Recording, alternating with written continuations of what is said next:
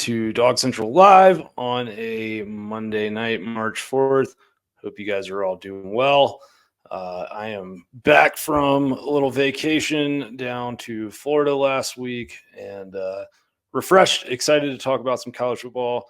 Looked up last night and we are here in the first week of March, which means we are less than 2 weeks away from spring practice starting for Georgia. Spring practice, I believe, started today at Alabama. So lots of SEC programs getting back underway, and it feels in earnest like this is really kind of the start of the 2024 season, and a 2024 season that's going to be really exciting, I think, to follow Georgia. The schedule that the Bulldogs have this year is, I think, the most entertaining regular season schedule that I can remember Georgia ever having. So couple that with the addition of Texas and Oklahoma to the SEC, the expanded playoff format, lots of changes.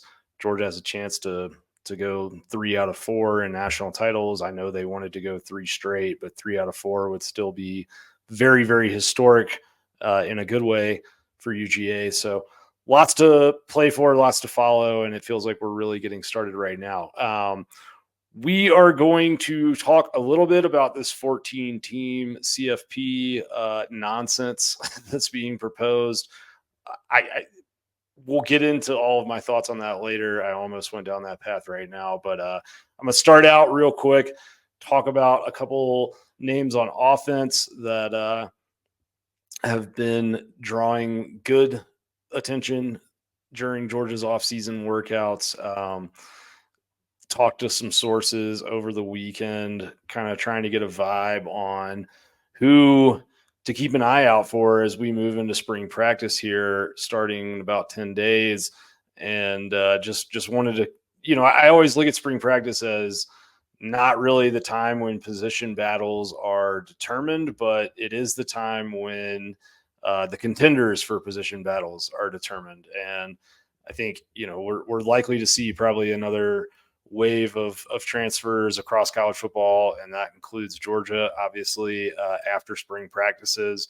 And so this is a really crucial period for guys to figure out, like, hey, am I ever gonna, really get a shot to play here? Do I believe that I can get onto the field at this program, or do I think that I need to go somewhere else to do that? And that kind of is honestly determined, yes, by how they'll practice, but who takes that leap and who doesn't is really being decided right now with the offseason strength and nutrition programs, and some of these guys really, I think, buckling down and trying to transform their bodies and, get everything they can out of their own physical talent to see if they can really make a push to get on the field. So starting out on offense, and I'll publish some names on defense here later in the week and talk about those when that happens. But the first guy who I've kind of heard some buzz about is not a veteran, but a true freshman and a early enrollee in that, and that's Daniel Calhoun, Walton product out of Marietta. Actually, if you go back and look at sort of how the recruiting rankings all shook out for Georgia's class this year, he ended up being the highest rated offensive recruit for UGA in the 2024 cycle. Very, very big offensive lineman. And it's, unless you really follow this stuff on a granular level, it might be a little early to kind of know the difference between some of these guys that Georgia signed on the EOL. They signed 6 offensive linemen in this last class. That group kind of got nicknamed as the Great Wall of Georgia, but Calhoun, from a ranking standpoint, was always sort of the prize of the bunch. And so far here in the early going, it looks like he's living up to that hype. He came in weighing like 365 pounds. He's a massive human being. He's about 6'6.5", probably 6'7" in cleats.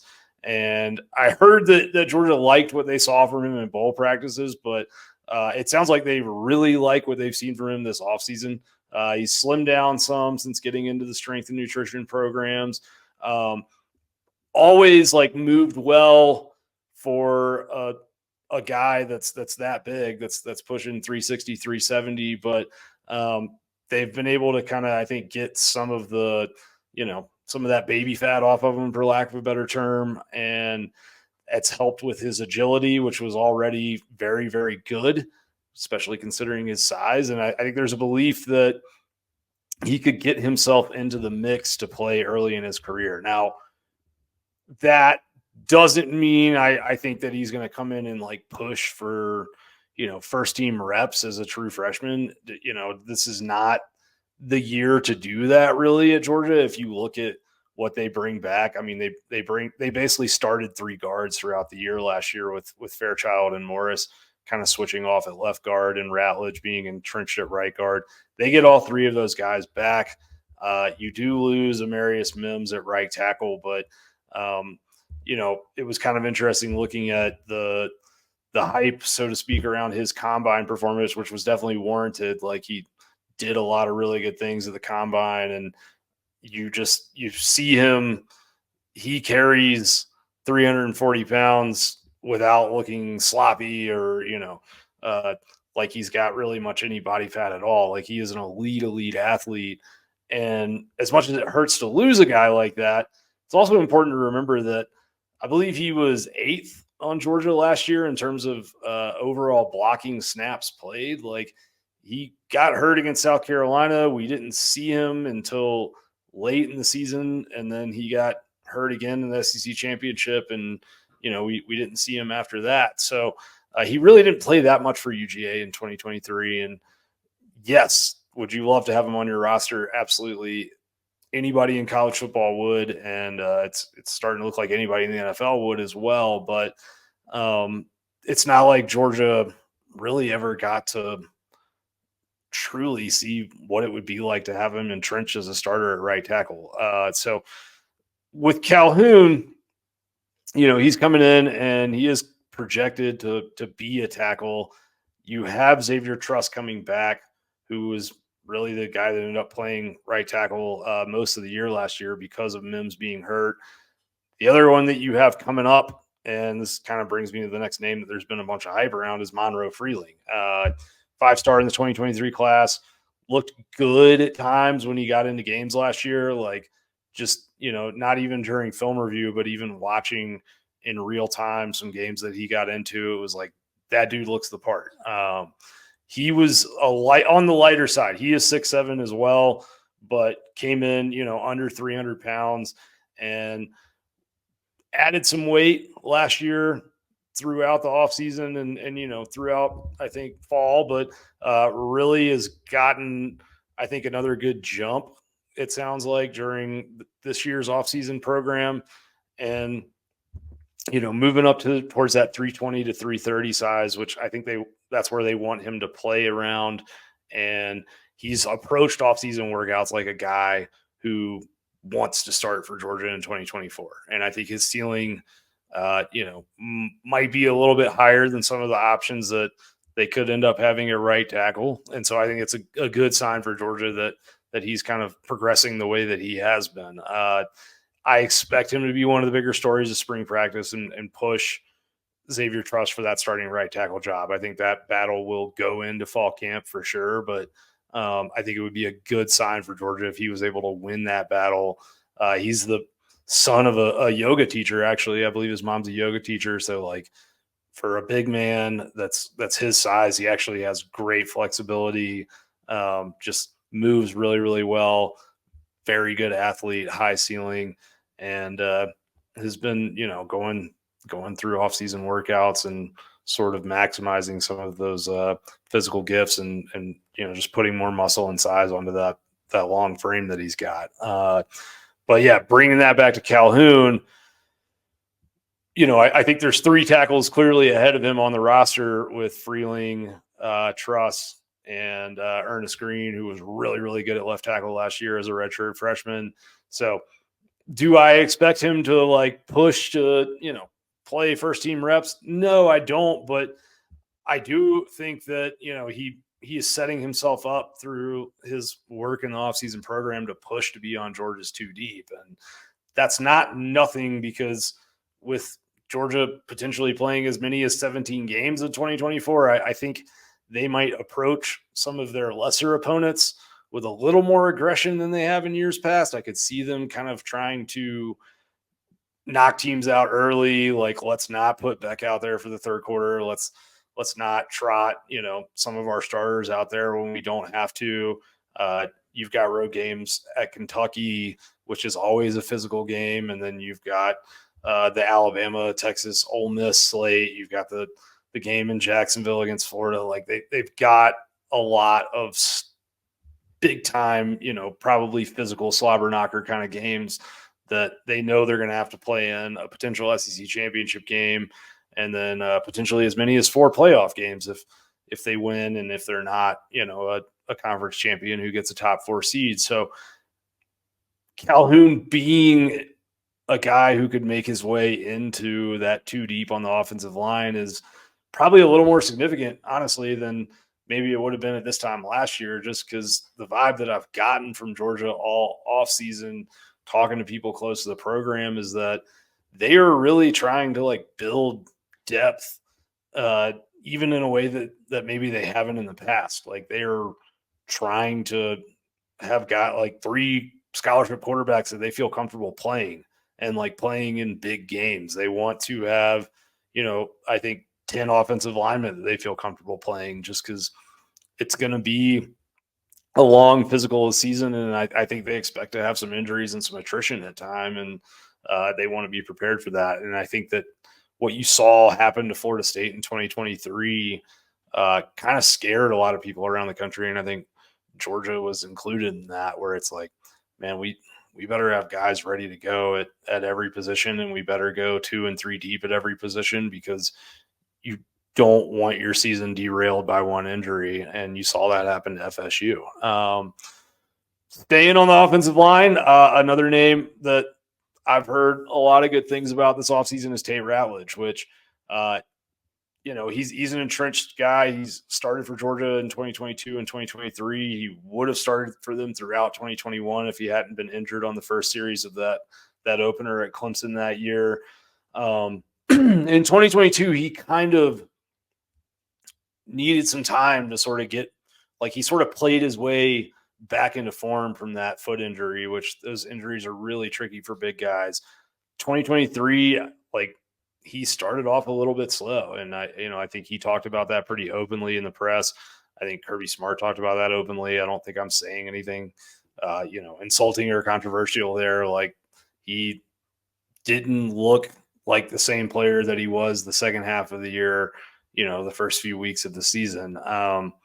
Why does it matter that he seems to be attacking the offseason with a high level of intensity and looking like he's in really good shape? It matters because he's an upperclassman, senior leader type of figure on this team now, and you want your best players to also be your best leaders.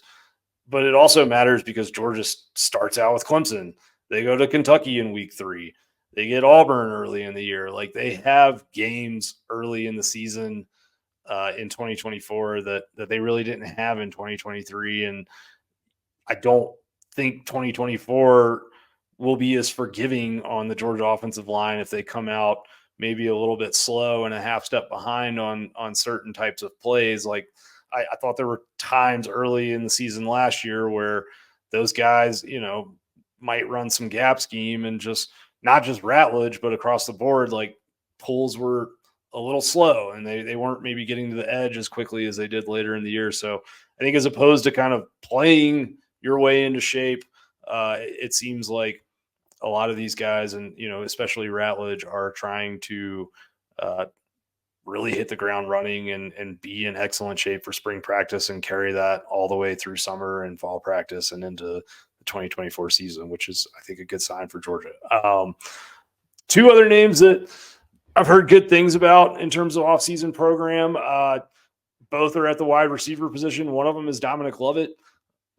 Mizzou transfer, came in last offseason, I think, to a lot of fanfare, kind of quietly ended up being the second leading receiver on Georgia's team last year, which I think if you just, asked a lot of people, who was second on receiving yards for UGA last year, I think everyone would probably assume Brock Bowers was first, and he was, and then probably assume that Ladd McConkey was second, but it was actually Lovett, with McConkey's kind of health issues, Lovett stepped up, and you saw him and Carson Beck really kind of develop a rapport and get better timing on certain types of routes. And, I mean, Georgia plays a read-based offense in a lot of situations where it is incumbent upon the quarterback and the wide receiver to see the same thing, and for the wide receiver to break his route off in the right place, and for the quarterback to, also throw basically him open and, have the ball in the position where he's going to break. So it's really important these guys get on the same page. And I think it took Lovett and Ra Thomas, who was also a transfer, a little while to just get totally used to what Georgia does on offense, which is not a knock on them. I think that's kind of been a theme for a lot of transfers coming into UGA over the last 4 or 5 years. Most of them don't quite, pick it up right away. With Lovett, though, it seems like he's fully assimilated into the program, more vocal, taken on a little bit more of a leadership role in that wide receiver room, and really is like working on refining quick twitch movements, strengthening that lower body. It sounds like he, they know that he's going to get open and that he's going to find himself in space. He is very important to what Georgia wants to do in the screen game. And I think that Georgia is looking at him and, has kind of set out a plan for him to be able to break more tackles, be able to work better off press coverage situations at times. His blocking got way better as the season went on last year. Like, really stood out to me in the Orange Bowl and against Georgia Tech and some other kind of late season games. He was very, very good. So, his weight room numbers and kind of speed workouts and stuff like that are all trending in a very, very good direction. And it feels like he's setting up for a big 2024. Another transfer wide receiver is London Humphreys, who is kind of, in this team now. And it's a little bit the same story that we just talked about with Dom Lovett, right? Like, can you come in and learn how to do what Georgia does on offense? Can you block the way that Georgia requires their guys to block? All of that, I think, is probably still to be determined a little bit. But from a strength and nutrition standpoint, it seems like coming to Georgia from Vanderbilt has already benefited Humphreys in a pretty significant way. Like, he has some raw ability that you don't really see out there. And I think some people maybe didn't understand, like, why is this kid from Vandy who had, 400 and something receiving yards, Georgia's number one portal target at the wide receiver position? The reason is that you're talking about a 6'3" frame, and, he's a 4.41 40 guy. He broke Jalen Ramsey, the NFL star Jalen Ramsey's regional record with a 21.73 second 200 meter as a senior in high school. Like, he was a state champion in the long jump. He has this big frame, and he has incredible feet, and he's got a lot of like raw, explosiveness. And I think that UGA looked at that and it's like, oh man, if we can put, 10, 15 pounds of muscle on this kid, and then what he could do with his length and contested catch scenarios, and also what he could do after the catch and sort of quick game scenarios, like, you might have something really special on your hands. And it seems like he's bulked up a good bit over the last couple months since coming into the program. And it's going to be he's going to be one of those, I think, one of the more interesting stories of spring practice and also fall camp for UGA, because you are talking about a guy who, I think, if he can come in and pick up what Georgia does on offense right off the bat, then he could be a very, very big piece of the Georgia offense in 2024. And, really, really coupling him with what Ra Thomas, what we kind of saw him start to do before he got hurt at the X receiver position, like having a couple guys that have that type of length and, have the ability to be kind of true boundary receivers, true 50-50 type receivers, is something that Georgia really hasn't had in a while. I mean, they've had like the Lawrence Cater year in 2019. They obviously had Pickens. They've had some guys that were good X receivers, but I don't remember the last time where Georgia really went like 2 to 3 deep on big, strong, lengthy receivers that were good in contested catch situations and just you felt comfortable throwing balls up down the sidelines to them. Um, it, it goes beyond my ability to recall, at least any time in recent history where UGA's had that. And so you put potentially Thomas and Humphreys with Colby Young, the 6'5" Miami transfer. You may see Georgia with a vertical passing game and a passing game outside of the numbers that is much more advanced than any that they've had really in the Kirby Smart era, and maybe going back to like the Aaron Murray, Tavares King, Malcolm Mitchell, Michael Bennett type of days. So that'll be exciting to watch. All right, moving off of, kind of UGA offseason intel type stuff and moving into, I guess, what I think is probably the most significant news of the last few weeks in the college football offseason. This 14-team proposal that is out there for the college football playoff. I have a lot of thoughts and feelings about it. I guess the biggest one is just that if we're already in a spot where we're trying to like expand the playoff from 12 when we haven't even had a season of the playoff at 12 yet, like that feels a little concerning to me. I've always been very against playoff expansion because I believe that college football has the best regular season in sports.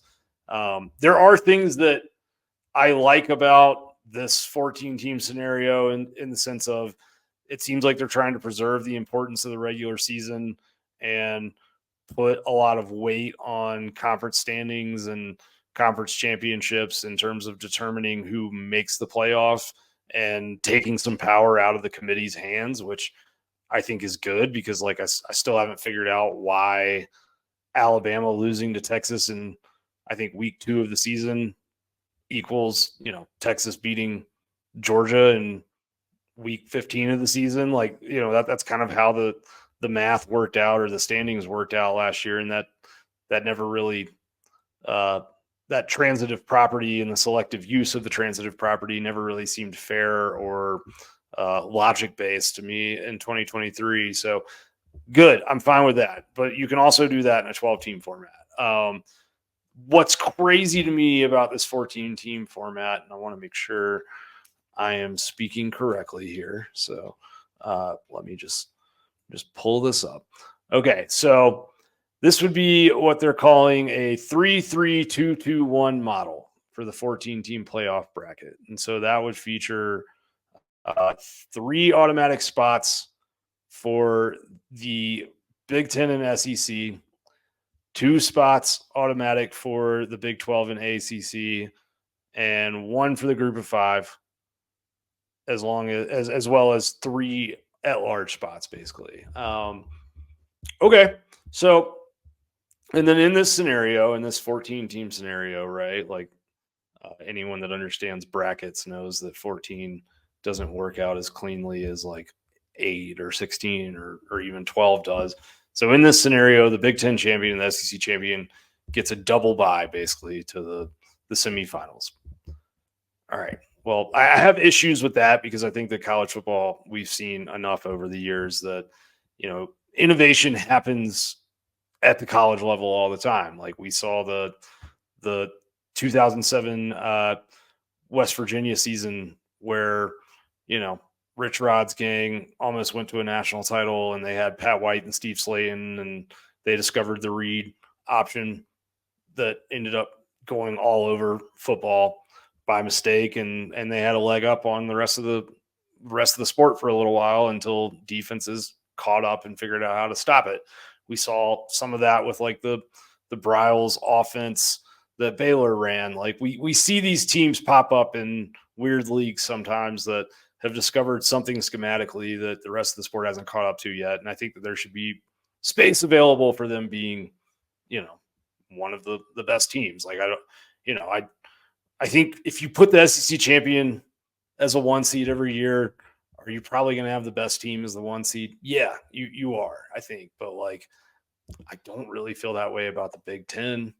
And that's my issue with this whole thing is that I think if Greg Sankey is going to allow the SEC and the Big Ten to come out of this conversation and us to go into a new format, and we're going to see a situation where both those leagues are at 3 bids, that is a massive failure on the SEC's part. It just is.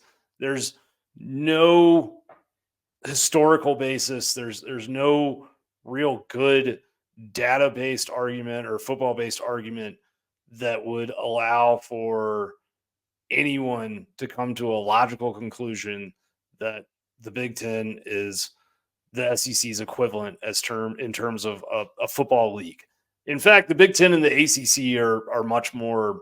If you look at just what they've done on field in the BCS and CFP eras, they are much more alike than the Big Ten and the SEC are. I have some data to back this up for you. I wouldn't come empty-handed. All right, so let's start here. All right, win-loss record by conference. And I want to shout out my friend Michael Cohen, who helped me compile some of this stuff for a series that we did on dogcentral.com last summer. Win-loss record by conference for the BCS and the CFP era. Okay, ACC, 6-5 in the CFP, 2-2 in the BCS era, 8-7 overall. Big Ten, 3-7 in the CFP, 1-2 in the BCS, 4-9 overall. Cool. SEC, 16-5 in the CFP era, 9-2 in the BCS era, 25-7 overall. Oh, by the way, the SEC also was 10-1 in CFP semifinals prior to this year. Now 10-2, still vastly superior to the Big Ten's 2-6. When we get to this new realignment era that we're moving into in 2024, we're talking about a scenario where the ACC will have 3 teams that have won a national title since 1998. The Big Ten will have 3 teams that have won a national title since 1998. The SEC, 8 teams that have won a national title since 1998. There is a substantial delta here between, what the number of programs that have proven they're capable of winning a title. And I was told that, that was supposed to be the point here, right? Is that we have more teams that can, win national titles. Like if you want more teams that can win national titles, let's put teams into the tournament that have shown they can win national titles, right? Furthermore, if we get into this on more of a game by game, conference by conference level, right, there are some interesting data points with net yards per play. Okay. So you look at net yards per play, it's just a very simple thing. Okay. If a team throughout a season gains 7 yards of play on offense and they give up 5 yards of play on defense, then they have a net yard per play differential of plus 2.00. It is a very good benchmark. Historically speaking, if you've got a team that's hitting that 2.00 benchmark for over the course of a season from a net yard per play standpoint, then you're talking about an elite team. You're talking about a team that is a bona fide national championship contender that can obviously make the CFP, but also can have success in the CFP. So how do these net yard per play numbers hold up when we get to the actual college football playoff? I think is a very interesting question to ask. ACC, their average pre-college football playoff net yard per play during the CFP era, which was mostly Clemson, but also Florida State once, was 1.90. their average CFP net yard per play was negative 0.13. So that's a differential of minus 2.03. And if you look at the screen here, if you're watching on video, the Big Ten's differential from pre-CFP to CFP minus 2.31 yards per play. Big 12s was minus 3.86, which is putrid. Pac-12, which only had 2 appearances, minus 2.17. And then you get to the SEC, 11 combined CFP appearances, and you have a minus 0.85 yard per play differential. That's pretty good. Like, that holds very, very well. Basically, what the big takeaway here is for me is that the SEC is the only conference during the playoff era who had a positive net yard per play differential against all the other conferences in the CFP.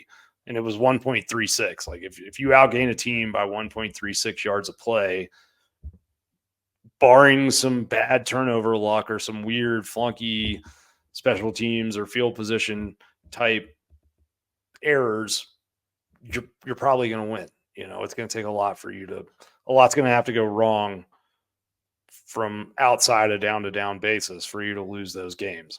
So we know that when the SEC gets to the CFP, it performs much better than any of the other conferences perform. Moving on. If we go here, so your average pre-CFP net yard per play over the last few years was 2.21 for the SEC. It was just 1.63 for the Big Ten. Basically, why does that matter? What it tells me is that a team has to be pretty dominant to get through. You know, in the 4-team era, basically, a team had to be very dominant to get through the SEC without having so many losses to be in a place where they were going to find themselves making the college football playoff. Like if you could get through the SEC with 0-1 loss and make the CFP, then you were going to have to be a plus 2.0 net yard per play team to do it. Whereas the Big Ten, I mean, they were, you know, their average net yard per play was 1.63 for the teams that made the CFP over the course of the 4-team era. Like, that's not that good. You can win the Big Ten and you can win it with 0 or 1 losses without being what I would say like is an elite or dominant team. And then the last thing I'm going to share with you guys is this one. Okay, so, oh wait, that's not what I want to share with you.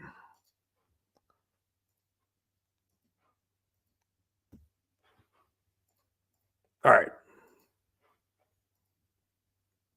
I think we got what we wanted. My point here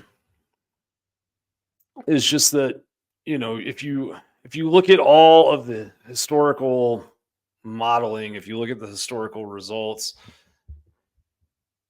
there are roughly half the programs in the SEC have shown they can win a national title in the modern era. Tennessee has done it. Auburn has done it. LSU has done it. Georgia's done it. Florida's done it. Alabama's done it. Texas has done it. Oklahoma has done it. You look at the Big Ten, the only 2 teams, even in this new Big Ten era, like you had Ohio State and Michigan win what I would call modern national titles. Obviously, 2014 for Ohio State, 2024 for Michigan. Penn State gets kind of thrown out there as this national title contender a lot, but they've not won a national title since joining a conference. Like, they have not shown that they can win national titles as anything other than an independent. And, you know, playing a conference schedule, I think we all know is more difficult on average than playing the type of schedule an independent plays. So I don't know that we can call them like I think you can call them a bona fide playoff contender. Nothing has happened under James Franklin and even from a talent acquisition standpoint, to really be able to call them like a national title contender unless they have some sort of transcendent level of quarterback play that comes along. And that could happen, but it hasn't yet. Uh, Obviously, USC is joining the Big Ten now. They do, they had the 2 national titles, probably should have been 3 national titles in the BCS era under Pete Carroll. But the bad news for USC is that they now have Lincoln Riley as their head coach. And Lincoln Riley has the unfortunate designation of being the guy who, is the only, he's basically the only coach to lose a college football playoff semifinal after having a season-long net yard per play of greater than 2.00 yards and facing an opponent that was under 2.00 during the season. Like the way that Oklahoma performed in the CFP era, despite getting a bid almost every year for a long stretch of time there, was awful. Like their net yard per play differential in CFP games was almost a -2. So until they prove they're serious about defense, yeah, like they might be a threat to make a playoff, but they are not a threat to win a playoff. And let's see if something changes. But let's be honest, like the offensive firepower they had at Oklahoma for some of those years was very significant. It was very, very good. They had pros on the offensive line, at quarterback, at wide receiver, and it still wasn't enough offense to ever win a playoff game. So I would be shocked if that changes. They're going to have to find some defense.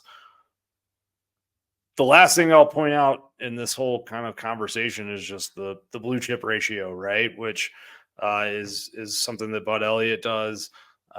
It's basically just a cut and dry look at, what percentage of your roster is former blue chips. SEC last year, the new SEC, I should say, with Oklahoma and Texas. If you look at the blue chip ratio numbers from last year, there's 8 of those teams that have over 50%. No team with less than 50% blue chips has ever won a national title. The Big Ten, with the additions, they would have had 5: Ohio State, Oregon, Penn State, Michigan, USC. It's probably worth noting that Penn State, Michigan, USC, all under 55% blue chips. So that's not to say that, there's been teams that are kind of in that ballpark that have won national titles, but you're not talking about, recruiting powerhouses or, teams that are like accumulating a whole bunch of talent.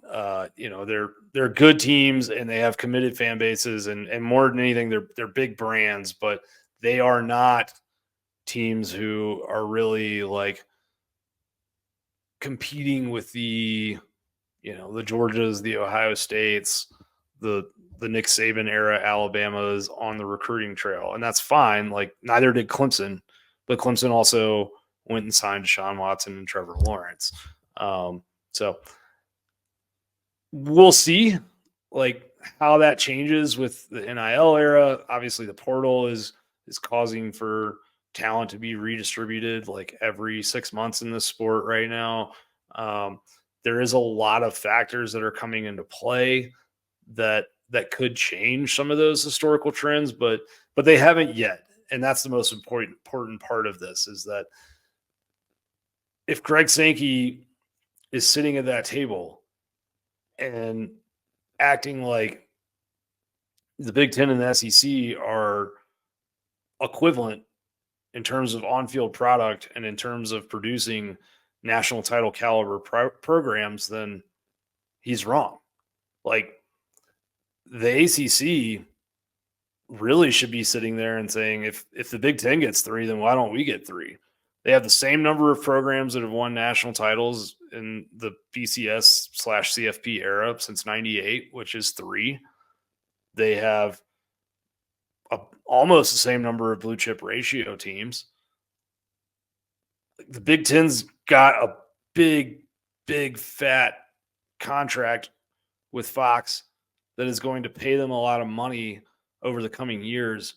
but that doesn't mean they have the best football teams. It doesn't mean that they're going to acquire the best football players.